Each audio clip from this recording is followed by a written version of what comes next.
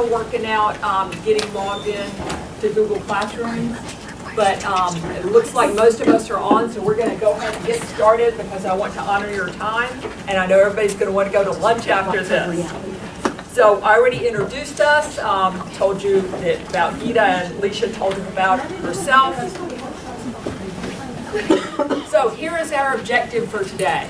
Our objective for today is I can collaborate with my colleagues to share ways that we can implement authentic global learning in our classroom. Now I know a lot of you are elementary ESL teachers like I am, and I know that we have 20 or 25 minutes with our kids to, well, at least that's what my groups are. It's not a real long time. So I'm hoping that everybody's going to get something that you can take away, that you can see how you can implement it in your classroom. And our mechanism for sharing, for collaborating with each other is going to be Google Classroom. So that's why we're trying desperately to get everybody into Google Classroom so that you will be able to fully participate in that. Okay, so what is authentic learning? Authentic learning can mean real-world applications, something that you actually use in the real world. Normally it has a wider audience than just the teacher. It's not a paper you turn in or something you write that nobody sees except your teacher. You have a way of sharing what you do. It can answer a question, either a question that the students have or a question that you pose. Often, authentic learning involves a tangible or useful product, and students learn by doing. And also, if possible, you want to incorporate student choice. Now, I just said a second ago that a lot of us are ESL elementary teachers, and so we have 20 or 25 minutes. Can you do all this every day? Can you do all this in all of your projects? No, but we can pick and choose and pull parts of it out that we can do. I try once a year to do a project that incorporates as many of these aspects of authentic learning as I can, and I'll be telling you about some of that. Okay, so the first thing I want to tell you about is something that is called International Co-Writing. That's the project that I worked on last year, and I'm continuing to work on this year. And Alicia ordered these books for all of you, so at the end, everybody's going to get their very own book to take home with them. But this is a project that has evolved over the years, and I've had to adapt as I've changed from middle school to elementary school. And so I'm just going to real quickly go through my journey to how I got to where I am now. So it all started when I was at Centennial Campus Middle School. I was the advisor for an ESL Service Learning Club, and one of the things that the kids wanted to do was to help elementary school kids learn about honor, order, wisdom, and leadership. That was our school PBIS acronym. So my students wrote stories, and we typed them up on Microsoft Word, and then they drew pictures, scanned the pictures in, put them into our Microsoft Word document, and printed them on the office printer.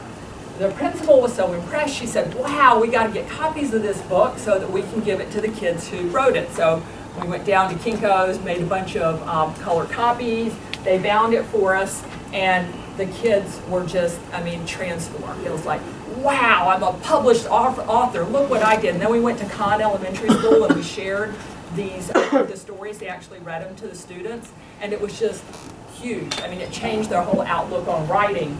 So after that, I said, maybe I need to see about getting a grant. So in the next year, I applied for a grant to professionally publish books, and here is our first professionally published book. Again, we still continue to use Microsoft Word. Students typed up, they're middle schoolers now, so they typed up their stories and shared them on the shared drive. They illustrated them, they scanned their own illustrations and put those into their documents. And we published this with grant money, and the students all received a free copy of it. And then when we got ready to give it to them, this was the best part. We had an author's corner of it, so we invited their parents and the teachers, and then that evening at school, everybody got all dressed up, and we presented the books to them along with the certificate. And it was huge. Once again, the kids were like feeling, wow, I am really special, I'm sharing my writing, and I am just like a cool author. Then after my position was cut, I went to elementary school, okay, which I love. I love elementary school. But I had to start thinking, okay, now how am I going to adapt this project so it works for elementary school students? Because their fingers are little and they don't know how to type. And so it was a little bit different. So what we did was I had the older students type their stories. The younger students either dictated to me while I typed, or some of their stories we took pictures of and included those in the book. So in elementary school, I was co-teaching a writing class with the 4th grade teacher because she had so many ESL students, and then I also pulled some from other classes into her classroom. And they were researching Europe because at our school, all 4th graders study Europe. So they were researching Europe, they were writing nonfiction articles about Europe, so we decided to make a travel guide. So with our grant money that year, they made a travel guide. The kids also wrote about the author, stories about themselves, and we used images, free images from Google that they found to put onto their stories. And that same year, we also did a poetry edition. So the kids drew their pictures and we scanned those in. The younger kids, I just typed their stories, they dictated. They had to write, but then they would read to me what they wrote and I would just type it in for them. Okay, so then a couple of years ago, I got the idea that I would really like to collaborate with a class from another country.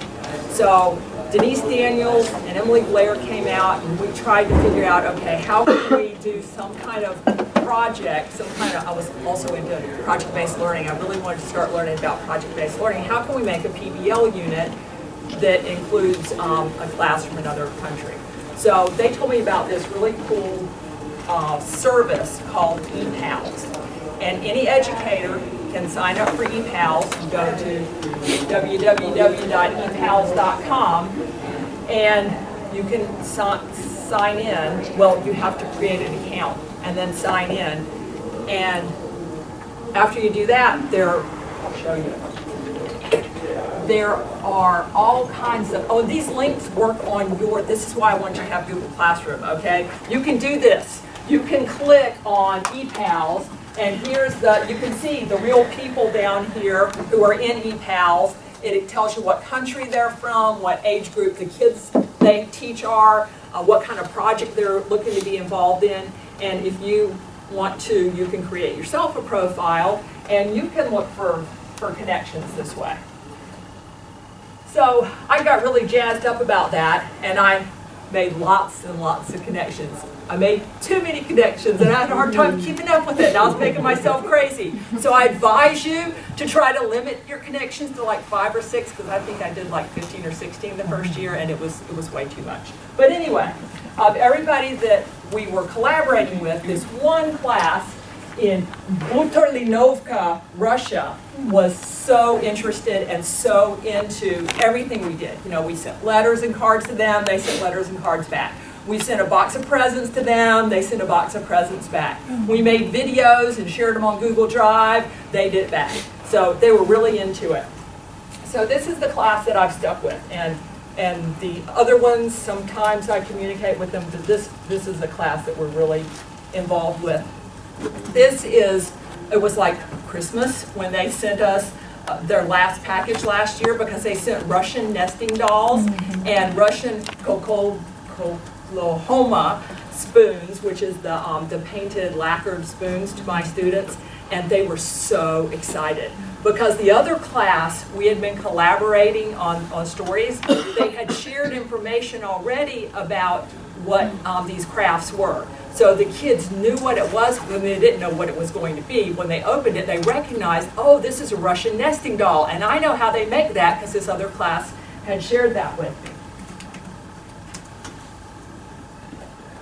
So that's how we got the global connection part. I'm going to tell you a little bit more about the book publishing part because also around this time it changed. because I figured I'm continuing to get grant money here because got to have, well, because I like getting grant money and I like giving the free books to the kids. But I got the idea that these kids would be have more ownership and be more into it if instead of me laying out the book and me deciding, where to put things, they got to do it. So a grant paid for an app called Book Creator, which the kids can use on their iPads, and they create their own layout. They did this, what the books look like. And I'll show you. They look like, like comic books, real colorful and very snazzy with word balloons in them. So, the kids really, really loved this. And then I collaborated with Amy. I mentioned her earlier. She's our school media specialist.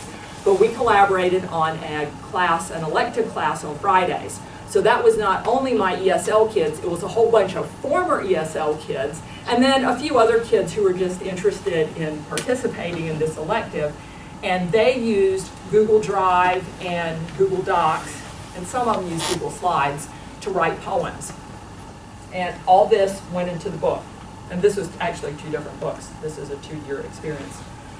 So this year, well, actually it's last year now, but the book you're going to be getting, the International Co-Writers book, we took that a step farther, and what I did was collaborate with this class in Russia, and we would start writing a story and start typing it in, put pictures, and then her kids would add on to it. So we went back and forth, using Google Drive as our mechanism for communicating, creating these stories. So you'll see in the book, there's stories. There's one like about celebrating with food and traditions near and far. And the kids, and sometimes it was the kids in Russia, sometimes it was our students who decided what topic they wanted to write about.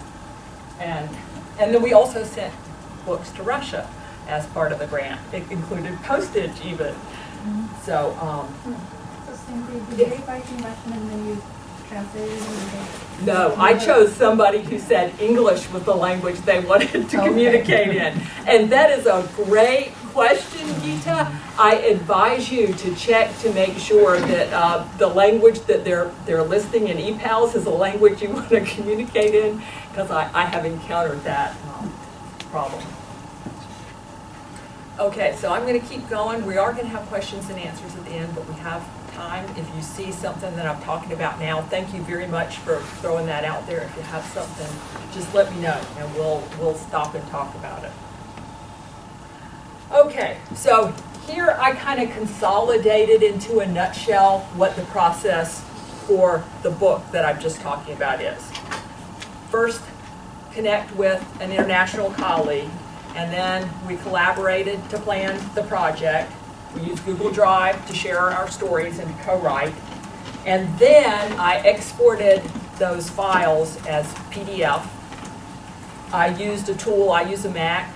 The tool I use is called Preview, but there are also tools on your PCs that will allow you to consolidate your PDF files into a single file. And then you upload the file to the publisher, send it off, they print it, and then you get the books back. So there are lots of publishers out there, and I advise you to price around and look for what suits your needs.